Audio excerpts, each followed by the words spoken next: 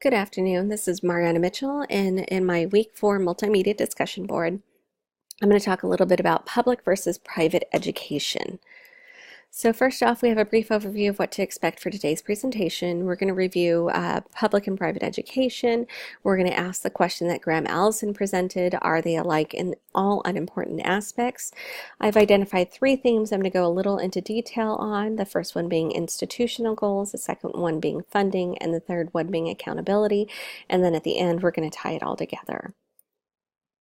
So first off, when we talk about public versus private, the biggest difference between the two, especially when it comes to education, is that in the United States, public education is a mandate. It's something that all of our youth must be enrolled in by a certain age, that they have to participate in. It's the way that the United States has chosen to combat poverty by educating today's youth. So private education has the idea or the appearance that it's a privilege. If public education is available to all, but private education is not, you could purchase a better education, for lack of better words, through the private industry. So kind of talking about the question that Graham Allison presented, I came to the conclusion that public and private education are indeed alike in all unimportant aspects, but they vastly differ in foundation and implementation. So again, they're alike just like any other public versus private situation. Any given organization, they're alike in management. You know, we've got Luther Gulick's principles of POSCorp that are definitely in play in both public and private education. We've got the organizing, the directing, the planning, the budgeting, the reporting, the coordinating, the staffing. These are all absolutely necessary to be successful as an organization, regardless of whether or not you're public or private. Where they differ are in that our public education system is a part of our government. It's a government mandate that all of our youth go to school, and so they are held liable to these laws. They are meant to be compliant with the many requirements that the government sets forward for them through the educational code, which is a governmental code. So again, there's this question about public versus private and privatization and pulling government back from what it used to be. You know, is the government intended to be a welfare type of entity for all of our citizens. So versus the bare necessities of public education and the possibilities of what private education might hold. So again, they're alike in the management, but they differ in how they are implemented and the foundation in which they function. So the 3 themes that I chose, as I mentioned earlier, the first one is institutional goals. This basically going to be focusing on what their primary goals are. 2, funding, and then 3, the accountability, kind of talking about the compliancy part of education. So first off, when we talk about institutional goals, the first thing that comes to mind is that a lot of people tend to think that private education is in it for the money, just because it's private. There's the difference between public versus private. Any public and private organization, for private organizations to be successful, there ultimately has to be a positive in the bottom line. So ultimately, private education is available to those who can afford it, and again, they're afforded different things because it's costlier than public education, which is free to all citizens. So again, one of the institutional goals for private education that is different than public is that ultimately, although they do want to create well-rounded youth and citizens for today's community, they ultimately need to have a positive bottom line in order to stay in business. The second thing, as far as institutional goals, I want to discuss is the goal that they are here to meet the needs of today's youth. So this brings to mind Maslow's hierarchy of needs, because both or all education systems should be there in order to ensure that our youth have a safe place to learn and to grow. So again, they're meeting the needs of safety, they're meeting the needs of psychological needs, and in the public education, they're meeting their nutritional needs half the time if the family can't afford to feed their kids. They grow a sense of belonging and they build friendships and they learn how to socialize with one another, which then builds their self-esteem. So again, definitely education as an institutional goal, Maslow is very much alive in the education system. The other thing that kind of comes to mind is whether or not there is one best way to accomplish education for today's youth. So that brings into, Taylor's efficiency. Are we trying to be overly efficient with how we do things in education, knowing that we're working with youth, which are people and not necessarily cogs in the machine? And then, of course, there's the idea that perhaps, there isn't just one best way, that we have to work with the different multitude of needs that our youth, come up with, and maybe what's better for that. Is it the private education or is it the public education? And then lastly, kind of dealing with the idea that education is a way of dealing with the world's wicked problems. Kind of what Riddle and Webb have had identified, some of the societal or the planning issues that come across that don't seem to have a clear solution, though the main one being poverty. Education is a means for kind of battling that wicked problem, because it's been shown time and time again that children who graduate high school, who graduate and get a degree, who move forward in their higher education are often better paid and more well-rounded and can contribute positively to society. So again, looking at education as a way for dealing with the world's wicked problems. So moving on into my second theme, the next one that comes to mind is funding, and this is primarily geared towards the public education system, because having some experience in the public education system, this is the prime example of federalism at work. So whether it's new federalism, dual federalism, whatever you want to call it, there's several layers of funding for the public education system that are not available to the private education, or not in the same way to the private education system, because of the different levels of funding that take place. So in the public education system, you get additional funding. They're called categorical grants or categorical funds. If you serve a below poverty level population, if you have Title I funding, those are people that are, kids that don't have the basic means to pay for things. So you get additional funding of that. There's grants through USDA to ensure that we can feed our youth. People that are below poverty level that can't provide lunch or breakfast or even dinner for our kids are now getting those type of meals during the regular school day and in our after school programs. So again, when it comes to funding, these are all through various levels of funding. It's both federal, it's state, it's local funding. Here in California, we have the After School Education and Safety Grant, which supplies money and funding for our after school programming throughout the state of California. So again, it's a perfect example of federalism at work, and something that we sometimes don't realize is in our everyday lives.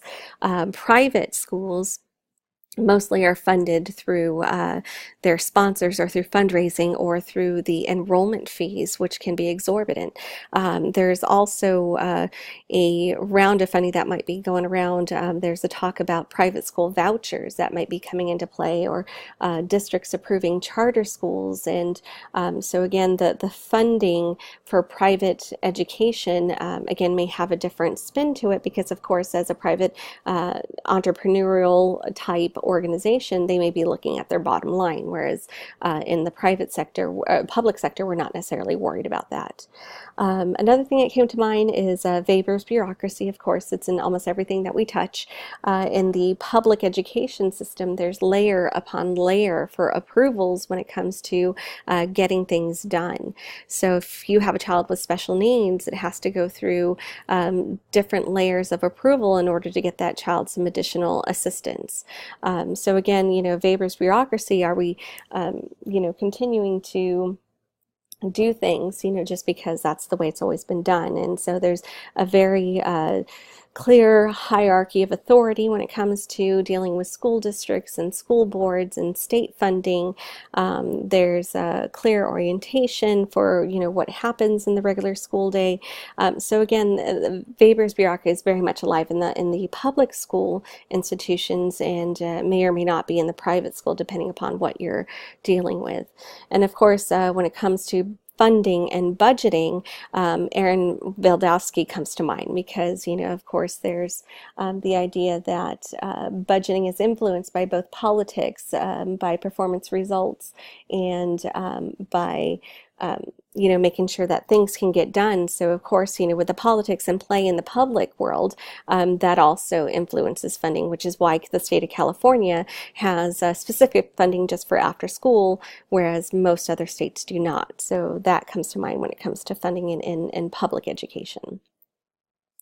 So moving on to accountability, when it comes to public education, I'm thinking about the life cycle of the bureaucracy, because it seems like when Anthony Downs had mentioned that bureaucracy, once it matures, has a very unlikely chance of dying off, because public education is already in place. It's already something that's full blown across all states, across the nation, and it's hard to bring that back in. There's a number of districts that have experienced budget cuts, and there are things that we may have to reel back in, but ultimately the bureaucracy of public education continues to live on. So we may not have that same type of issue in the private education system. So when it comes to accountability and what we're doing for our youth, again, those are the difference between public versus private. The other thing that comes to mind is whether or not when Merton had talked about trained incapacity or blind conformance, kind of like the blind leading the blind. There's a lot of talk in politics today in the state of California and across the nation about rebuilding education as we know it, because it sometimes feel like we teach students in order to test, because the way that we hold ourselves accountable, or the way that we hold the districts accountable, are by test scores. We want to make sure kids are able to accomplish and are able to do certain things by certain grades, but is that the right way? Well, we don't know the answer. That's just how we've always done it. So it kind of feels like we're constantly working towards the same goal, because that's just how we've always done it. So is this something that we need to reconsider? And it seems like it's becoming a place in the forefront when it comes to politics in California, is reconsidering where education is today. There's been steps towards revamping education with the institution of Common Core throughout the districts as a new way of learning things, as a way of trying to implement strategic thinking, critical thinking, as opposed to memorization of facts and doing things the way we've always done it just because that's how it's always been done. The other thing that comes to mind with accountability is the fact that, we are in a different place now. We're not just looking at, and I think the private education system probably does this a little better than the public education system, is that they're looking at the way they do things, and they're looking about how we implement things with students in mind. So asking the question, what is best for students? It brings to mind the human relations movement when you're talking about Elton May on the Hawthorne studies, putting attention on the students and giving them the ability to make a difference in their education really does provide a better opportunity for them to succeed than you're doing this because this is how we've always done it. So again, human relations in the education system is definitely something I see coming about a little more often than it had been in the past. And of course, when it comes to accountability, and more specifically in the public education system, again, the idea of Lindblom's science of muddling through it and incrementalism definitely comes to mind, because again, there's this ramping up of what the education system means to our youth. So first it was just a way to ensure that our youth knew how to read and right. And then it became an avenue to ensure that our youth are well fed. And then it became an avenue to figure out, whether or not they're doing well by testing. And so it just kind of keeps continuing. Education, the public education system is no longer just about facts and figures and reading and writing. It's about they're making a movement to focusing on the whole child, which is, I think, is great, because we do need to focus on the whole child. We need to focus on their mental stability. We need to focus on how kids can be successful adults. But again, this is a good example of incrementalism when it comes to education, and I believe that's mostly in the public, but also could apply for the private. So again, this wraps up my my information that I have to provide to you today regarding public versus private education, and whether or not they are alike and different. And as much as they are alike, in many ways they're ultimately different, because as a government agency, when it comes to the public education system, we are always held to a higher standard, but we also have various layers to work through, versus the private education system, which the standard that they're held to may be the standard of their shareholders, maybe the standard of their parents, their board of education, but it ultimately ends there. So I hope you enjoyed my presentation, and thank you so much for your time.